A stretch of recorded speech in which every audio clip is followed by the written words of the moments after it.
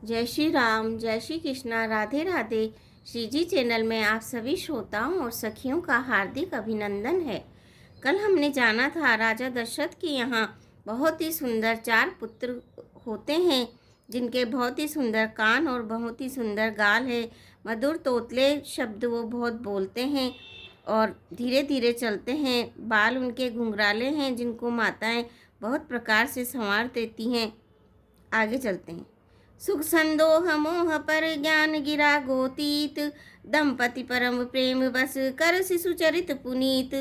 जो सुख के पुंज मोह से परे तथा ज्ञान वाणी और इंद्रियों से अतीत है, वे भगवान दशरथ कौशल्या के अत्यंत प्रेम के वश होकर पवित्र बाल लीला करते हैं।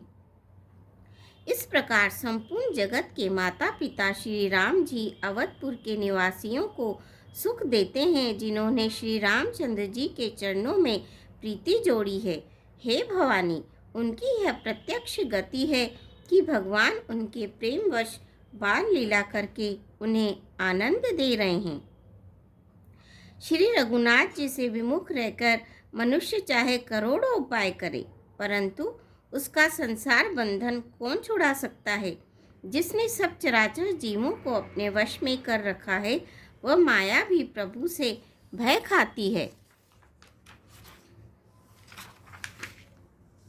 भगवान उस माया को भुवों के इशारे पर नचाते हैं। ऐसे प्रभु को छोड़कर कहो और किसका भजन किया जाए।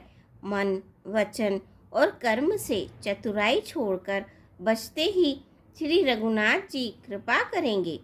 इस प्रकार से प्रभु श्री रामचंद्र जी ने बाल क्रीड़ा की और समस्त नगरवासियों को सुख दिया। कौशल्या जी कभी उन्हें गोद में लेकर हिलाती डुलाती और कभी पालने में लिटाकर झुलाती थी। प्रेम में मग्न कौशल्या जी रात और दिन का बीतना नहीं जानती थी। पुत्र के स्नेहवश माता उनके बाल चरित्रों का गान किया करती।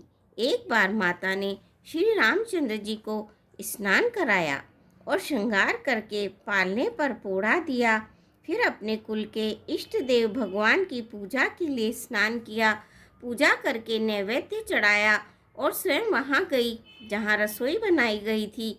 फिर माता वहीं पूजा के स्थान में लौट आई और वहाँ आने पर पुत्र को इष्ट देव भगवान के लिए चढ़ाए हुए नैवेद्य का भोजन करते देखा। माता भयभीत होकर पालने में सोया था, यहाँ किसने लाकर बिठा दिया। इस बात से डरकर पुत्र के पास गई तो वहाँ बालक को सोया हुआ देखा। फिर पूजा स्थान में लौटकर देखा कि वही पुत्र वहाँ भोजन कर रहा है। उनके हृदय में कंपन होने लगा और मन को धीरज नहीं होता। वह सोचने लगी कि यहाँ और वहाँ मैंने 2 बालक देखे। यह मेरी बुद्धि का भ्रम है या और कोई विशेष कारण है। प्रभु श्री रामचंद्र जी ने माता को घबराई हुई देखकर मधुर मुस्कान से हंस दिया। फिर उन्होंने माता को अपना अखंड अद्भुत रूप दिखलाया, जिसके एक एक रोम में करोड़ों ब्रह्मांड लगे हुए हैं। अगणित सूर्य, चंद्रमा, शिव, ब्रह्मा, बहुत से पर्वत, नदियाँ, समुद्र, पृथ्वी, वन, काल, कर्म, गुण, ज्ञान और स्वभाव देखे और वे पदार्थ भी देखे जो कभी सुने भी न थे। सब प्रकार से बलवती माया को देखा कि वह भगवान के सामने अत्यंत हाथ जोड़े खड़ी है। जीव को देखा जिसे वह माया नचाती है और फिर भक्ति को देखा जो उस जीवन को माया से छुड़ा देती है। माता का शरीर पुलकित हो गया, मुख से वचन नहीं निकलता। तब आंखें मूंदकर उसने श्री रामचंद्र जी के चरणों में सिर नवाया। माता को आश्चर्यचकित देखकर खर के शत्रु श्री राम जी फिर बाल रूप हो गए। माता से स्तुति भी नहीं की जाती। वह डर गई कि मैंने जगत पिता परमात्मा को पुत्र करके जाना।